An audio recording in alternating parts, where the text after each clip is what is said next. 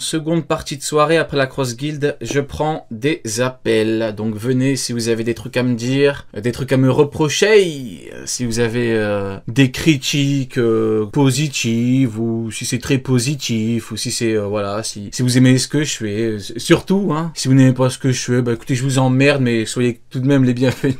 Je rigole. Liberté d'expression toujours, bien évidemment. Le plus puissant personnage de One Piece. Let's go. On y va. Le personnage que je vais créer aujourd'hui est tout simplement le plus puissant de tout l'univers de... Ah là, c'est un truc qu'on aime, hein. Ah, le personnage le plus... Les problèmes. On y va.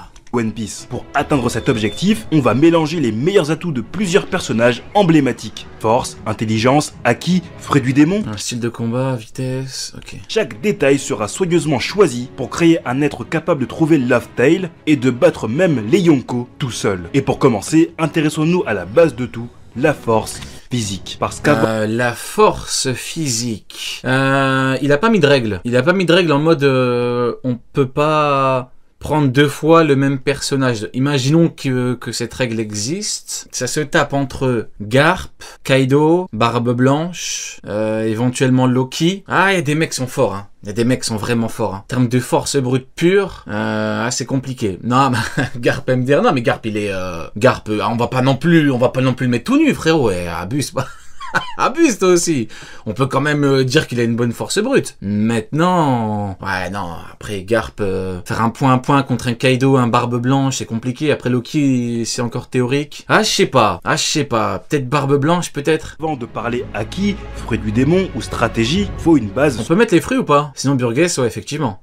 Si on peut mettre les fruits de la force, ouais compliqué. Solide. Et dans le monde de One Piece, il y a un tas de personnages avec une force de malade. Mais ici, on ne veut pas juste quelqu'un de fort, on veut le... Ah d'ailleurs, dans le roman de Ace, c'est dit que Kaido avait plus de force brute que Barbe Blanche. Mais oui, donc Kaido supérieur à Barbe Blanche en force brute du coup. Donc ouais, je mettrais Kaido, hein. Ah mais Kaido, j'ai bien envie de le mettre en résistance, hein. C'est pourquoi pour cette catégorie, mon choix se porte sur Monkey. Ah bah Monkey D. Garp, je comprends. Kaido qui a plus de force brute. Mais en termes de puissance globale, en gros, c'était pas... on nous dit en gros, c'est un petit peu vague quoi. Garp. Avec simplement ses muscles, Garp est capable de faire des choses totalement inhumaines. Comme envoyer San Juan Wolf. Ouais mais envoyer San Juan Wolf, genre Barbe Blanche, vous avez vu le géant, genre il a pris qu'une main, il l'a acheté comme si c'était un paquet de mouchoirs quoi. Il a quand même dû frapper. Après, dans l'animé, c'est montré pas dans le manga, on sait pas ce qui s'est passé dans le manga, mais allez, bon, prenons l'animé, il a tapé, bon il y en a plein qui pourraient faire pareil quoi, donc ouais non, quand tu vois les monstres, Garp, je peux pas le mettre, hein. Dans l'océan pendant des années. Mais voilà, bonne force brute, mais je peux pas le mettre non plus à côté des Stremons à côté. Il s'entraînait en utilisant des cuirassés de la marine comme punching ball, les frappant encore et encore, et cela sans même utiliser le haki. C'est pour ça que parmi tous les personnages, le choix pour la force physique ne peut aller que sur Garp. Et je sais pas, honnêtement, je sais pas, il y a des mecs, c'est quand même... Qu'au début, ce personnage qu'on construit a encore plein d'autres attributs à venir. Préparez-vous parce que la suite est tout aussi monstrueuse. Maintenant, vous demandez... En termes de force brute, c'est Oz. Ah, c'est pas mal, Oz. C'est pas mal. Après, ouais, c'est toujours compliqué. Ouais, bon, allez. Disons que Garp, ça passe. Demandez pourquoi j'ai choisi Monkey D. Garp aussi vite. Après tout, des noms comme Jesus Burgess, Barbe Blanche ou même Roronoa Zoro pourraient aussi faire l'affaire. Pourquoi ne pas les avoir sélectionnés? La réponse est simple, les règles. Et oui. Ah, et ben voilà, vous voyez, HDO, hein, les règles, hein. Sans les règles, nous ne serions que des animaux, hein. Il y a des règles à respecter pour construire ce personnage ultime, et elles rendent le processus encore plus stratégique et intéressant. Vous pourrez aussi jouer en commentaire en créant votre propre personnage. Voici donc... Pour la force, j'ai choisi Jinbei. Nil, on sait que c'est ton compte. Donc, les 3 règles. Premièrement, on choisit un personnage que pour un seul attribut spécifique. Prenez Jesus Burgess par exemple. Oui, sa force physique est impressionnante, surtout lorsqu'il s'est battu contre l'équipage de Trafalgar Law, mais sa force est largement amplifiée par son fruit du démon, le Riki Riki no Mi. Ainsi, ce n'est pas sa force physique propre. Ok, donc on parle pas des fruits, alors on parle du mec hors fruits. Deuxièmement, on a le droit que à des personnages confirmés comme étant en vie. Ah ouais, ça invente des règles comme ça, des persos en vie. Mais non, moi je veux un petit peu de Roger, je veux du Joy Boy. parce que l'univers de One Piece ouais. regorge de Ah, personnages il m'arrange pas là le frérot. Hein. du passé avec des capacités tellement démesurées. Pensez à Joy Boy, Emmett ou même Ryuma, le samouraï de Wano. Tous des monstres à leur époque, Ouais, dommage, mais bon, allez, c'est pas grave. mais dont on ne peut pas connaître la puissance Il pourra bientôt enlever Garp, j'avoue. exacte. Donc Barbe Blanche et sa force légendaire ne peuvent pas être choisis dans la construction de notre personnage. Par Ah, j'ose en force brute, hein. C'est vrai, hein. J'ose en force. Eh ouais, en force. Eh ouais. Pouvoir porter un iceberg, c'est chaud, hein. Ah ouais, c'est vrai qu'en force brute. Ah, c'est vrai que c'est plutôt pas mal, hein. pareil pour Kaido et Big Mom à l'heure actuelle. Parce que Garp détruit, mais en fait, ce sont deux trucs différents. T'as Garp qui détruit et t'as Jose qui porte. En termes de force, t'as la salle, Jose, c'est la salle qui porte. C'est pas des poids. Ouais, c'est vrai que Jose, c'est quelque chose. Hein. Impossible Ah, mais Jose, il lui reste qu'un bras, donc imaginons que... Allez. de dire s'ils sont en vie ou s'ils sont morts. Et la dernière règle, mais la plus importante, une fois qu'un personnage est sélectionné pour une catégorie, il ne peut plus être à Personnage à usage unique. Ah ouais, c'est des lingettes, quoi. nouveau sélectionné. C'est là que le choix de Garp prend tout son sens, car en le choisissant pour la force physique, je ne sacrifie quasiment rien d'autre. Il n'a pas de Papa. Regardez. Oh bordel de merde. Shiryu, il est en pleine forme. Ça me rappelle, en fait, c'est tellement hilarant les gens qui disent il l'a nodif, il l'a tué. Mais vous en connaissez beaucoup. Voilà, là il est mort là. Là, à les entendre, c'est un mort vivant. Là, c'est un mort vivant. Là, il est mort là. Ah, là, il a été ramené à la vie par je ne sais quel pouvoir magique. Mais non, mais il est tout propre. Ah non, regardez, même le manteau, il est là, le cigare, ouais, c'est une dinguerie. Ouais, c'est une dinguerie. Tout le monde va bien. Tout le monde va bien. près du démon impressionnant, et même si son acquis est monstrueux, il y a d'autres Comment ça va être la star? Tu viens au moment où on parle de Shiryu. personnages dans l'univers de One Piece qui possèdent un acquis tout aussi puissant. Bref, la force Bon, allez, disons que pour la force brute, allez, on verra par rapport au reste, mais allez, on va dire ok. brute, c'est bien, mais savoir l'utiliser, c'est mieux. C'est pourquoi on doit passer au style de combat. Mais avant ça, si tu fais partie des 80% des spectateurs qui ne sont pas abonnés à ma chaîne, n'oublie pas de t'abonner en appuyant sur le bouton rouge, sans oublier d'activer la cloche, et laisse un T'as parlé de Garp, donc pouce bleu pour me je sais pas. soutenir. Il est temps de décider notre style de combat. Et là, dans One Piece, les Style de combat. Bah, quand tu regardes les plus forts, style de combat. Bah, Kaido, en fait, c'est un mec qui frappe avec Kanabo, qui frappe un peu avec tout, quoi. Avec des éléments, avec sa tête, avec ses poings. C'est un peu hybride, entre guillemets. Je possibilités sais pas comment, style de combat, pareil pour Big Mom, quoi. Il utilise son épée, il utilise ses poings. infinies. Style de combat, Certains personnages préfèrent les coups de pied dévastateurs comme Sanji, d'autres comme Jinbei utilisent le karaté aquatique, une discipline si puissante qu'elle peut manipuler l'eau elle-même pour Kaido est pas vivant, donc out. Ah ouais, on prend pas le... Ouais. frapper ses ennemis. Il y a aussi les combattants qui choisissent des armes emblématiques comme Kaido ou Yamato qui manient des kanabo. Et puis bien sûr, on ne peut pas oublier les styles plus Le fameux Don Shinjao niveau Yonko. uniques, comme celui de Don Shinjao qui Le pire ennemi de... Vous savez qui, hein? utilise littéralement sa Son grand rival. tête comme arme. Mais pour notre personnage, on va opter pour un style qui allie élégance et puissance, le style de combat à l'épée. Et parmi tous les... Oh, tiens, mais qui voit l'âge? Qui voit l'âge? Eh ben écoutez, Mihawk. Les épéistes, il y en a un qui règne au sommet, Dracul Mihawk, l'homme qui détient le titre du Ouais, meilleur la vidéo démarre bien, hein. Garp, Mihawk. Le prochain c'est qui, P. Diddy. Franchement, waouh, Et ça, puis- ça démarre très bien, hein. du monde. Sa technique, son calme et sa précision font de lui une référence absolue. Même Shanks, un Ah, technique, le problème que j'ai, c'est que quand ça touche à Mihawk, je suis trop dans les détails. son calme et sa précision Sa précision, il a du mal à voir Luffy, hein. Donc précision, mais bon, allez, on avance. font de lui une référence absolue. Précision en question, quoi. Même Shanks, un empereur et épéiste, est annoncé comme inférieur à Œil de Faucon dans ce domaine. Après, c'est meilleur épéiste au monde, donc c'est logique qu'il est meilleur à l'épée que tout le monde, mais je crois pas qu'un mec qui ait perdu un bras il y a des années, je crois pas que ce soit vraiment une référence en termes d'escrime, mais bon, c'est pas grave. Ce qui fait la puissance de Mihawk. Notre personnage n'aura pas forcément besoin d'un sabre légendaire comme Enma ou Shusuke.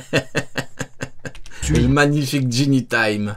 même un poignard deviendra redoutable entre ses mains. Mais ça ne fait pas tout, car face à des adversaires puissants, certains épéistes voient leur sabre se briser. C'est pourquoi il est nécessaire d'obtenir le haki de l'armement. Dans le Nouveau Monde, le haki de l'armement est tout simplement... Alors, le HDA. Le HDA, le HDA, le HDA. On met qui en HDA?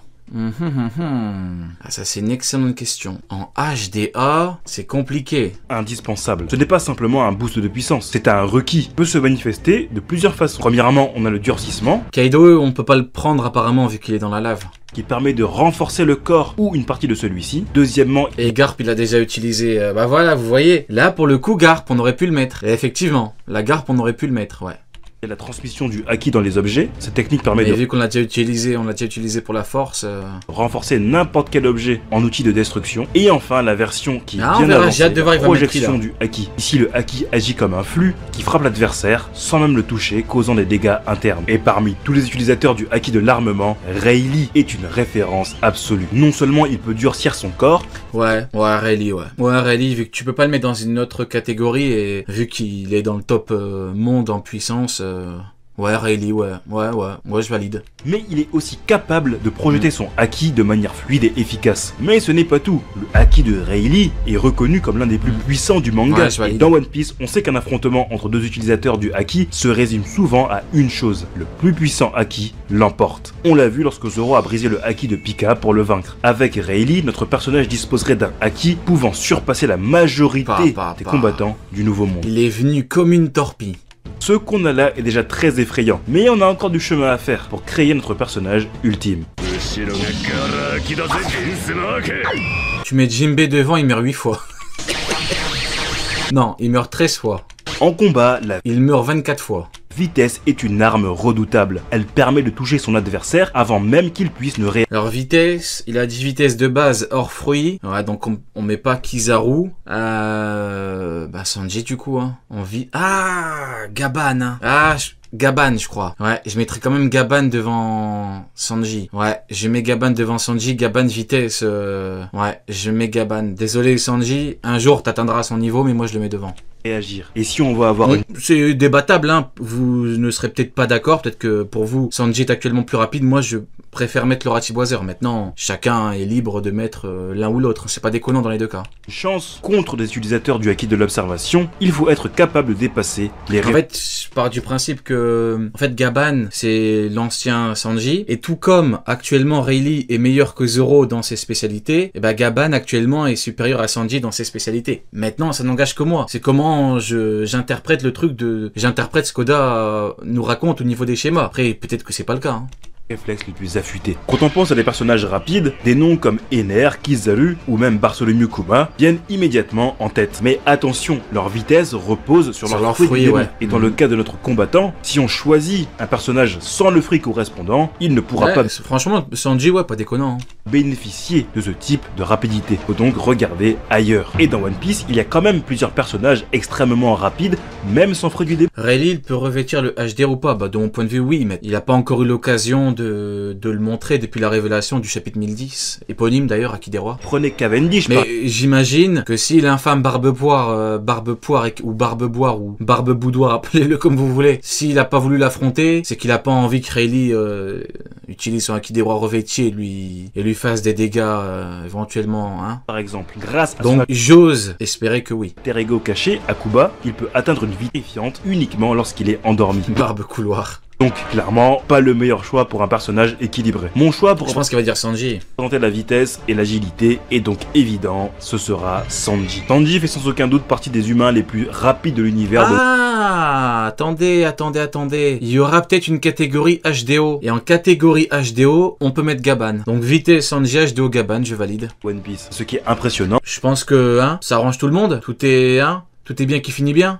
C'est que même avant d'avoir... Oui, elle y est, et voilà, écoutez, tout est bien qui finit bien. Éveillé son exosquelette de Girma, il était déjà incroyablement rapide et agile, capable... Ah, il y a Shanks aussi. Ah, mais Shanks, on peut éventuellement le mettre dans une autre catégorie. Perso vivant, Shanks, on le met en Kideroy. Donc Shanks à Kideroy, Gaban H2O, ça commence à ressembler à quelque chose, hein. De frapper un ennemi à une vitesse telle que celui-ci ne s'en rend même pas compte. Mais Shanks HDO, ouais, frérot, parce qu'il peut voir 10 secondes dans le futur. Attention pour devenir le roi des pirates. Ce qui est le double de Katakuri, ce qui est donc...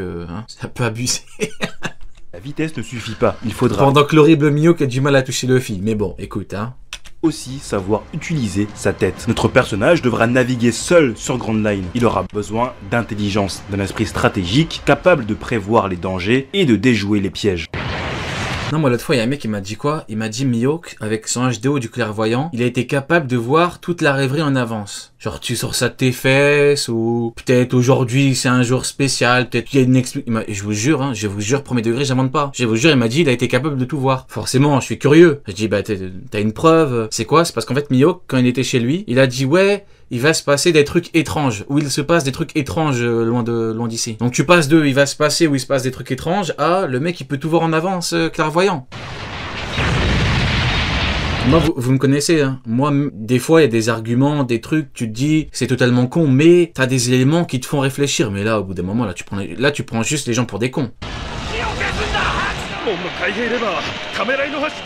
Malheureusement, en suivant les règles que j'ai fixées, Sanji, avec sa ruse naturelle et son sens tactique, est désormais hors de course. Mais pas d'inquiétude, parmi les cerveaux les plus redoutables, plusieurs noms viennent immédiatement en tête. Ami, Ben Beckman, En tactique, Caesar Clown, Crocodile ou encore Nico Robin. Tous sont des stratèges dans leur domaine, stratège. avec des compétences qui les rendent essentielles à leur équipage. Cependant, le personnage auquel tout le monde pensera en premier, c'est sûrement Trafalgar Law. Depuis l'ellipse, il a constamment endossé le rôle de stratège dans quasiment tous les arcs où il est impliqué. Mais pour mon personnage, ce n'est pas le type d'intelligence que je recherche. Ce que je veux, c'est un stratège capable d'aller au-delà des limites du code moral, un manipulateur prêt Vous mettez l'eau. à tout pour atteindre Mihawk a vu le plan de Sengoku avant que Sengoku n'ait un plan. ses objectifs. Et pour cela, il n'y a pas meilleur choix que Doflamingo. Doflamingo est un génie de la manipulation, un maître des complots capable de contrôler des royaumes entiers depuis les coulisses. Et mon personnage n'a pas besoin de pitié ou de compassion, il doit être Doflamingo. concentré uniquement sur un seul but, devenir le... Bon, c'est pas un domaine, bon, généralement dans OP, ça se termine par mon point est le plus fort ou ton point est le plus fort, donc à moins qu'on parte dans des combats avec Usopp et tout, bon. maître du monde. Et parfois, l'eau montre un Pas toujours, hein, mais généralement, donc bon, écoutez... un code moral qui dans notre cas actuel n'est pas vraiment utile. Ce que Doflamingo offre que l'eau ne peut pas égaler, c'est aussi une utilisation ingénieuse de ses pouvoirs. Doflamingo, lui, a transformé le Ito Itonomi, un fruit en apparence banal, en une arme capable de faire peur à tout un pays entier. Et c'est exactement ce dont notre personnage aura besoin pour maximiser son potentiel. Cela dit, avoir Doflamingo comme intelligence signifie aussi que je dis au revoir. Tactique blanc, barbe noire est au-dessus. Ah ouais, mais là il parle en combat, genre le problème c'est que Barbe Poire en combat, il a jamais démontré une intelligence particulière, hein, par se faire chier dessus. Au Ito Itonomi. Mais c'est un sacrifice pour construire un stratège. Parlons de Ginny parce que personne va le faire sinon. Bon, il y a encore d'autres aspects à couvrir. Heureusement qu'on est là pour parler de Ginny, hein, parce que sinon... hein. Le acquis de l'observation... Voilà, HDO Gaban du coup. HDO Gaban sans aucune... parce que Shanks on va l'utiliser ailleurs.